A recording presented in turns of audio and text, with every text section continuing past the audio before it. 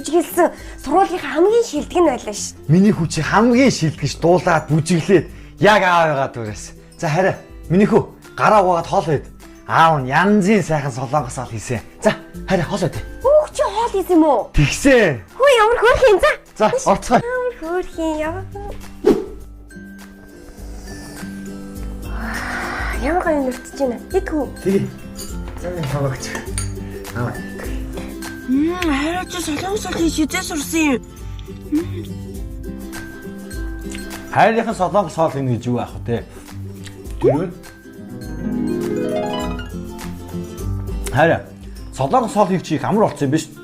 Дэлгүүр гарлаа, сансын авлаа, гэртээ солонгос хоол. Миний аль идэ. Амттай байгаа үстэй. Ястай гоё юм байна аваа. Мөн хөдөө. Миний мондөг хөө. Хоолоо идсэн юм чи.